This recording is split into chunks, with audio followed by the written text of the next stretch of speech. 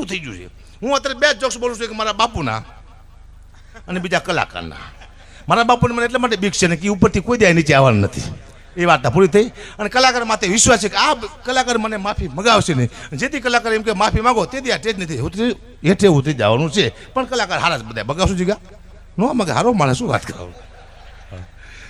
કારણ કે હવે બાપુ કલાકાર એવું શીખાય છે, અમે એમ કહીજો ગમે આજે ને પ્રોગ્રામ એટલે કહી કે સાહેબ અમે તમને આનંદ કરવા માટે આવ્યા છીએ. ના બાપા ના, ધંધો કરવા આવ્યા છીએ. આનંદ તો ઘરે ન કરાય, શું લેવાય ધંધો. ખોટી વાત જ નહીં કરવાની, ધંધો કરવા જ આવ્યા છીએ. આનંદ શું લેવા કરાય, ખોટી વાત છે, ખોટી વાત છે, પૂરું થઈ ગયું. પણ મારે સાચી વાત ન કરી. સુખદેવભાઈને પાછું સંચાલન આપું છું.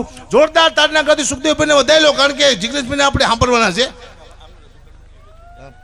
હા, પેલા યોગેશભાઈને કે આપણે તરવાડો એ ગયેલે એટલે પછી ત્યાંથી આપણો કાર્યક્રમ શરૂ થાય. ખાલી 5 મિનિટ લાગશે તરવાડાની, અને કદાચ ઘટ્યું છે તો કદાચ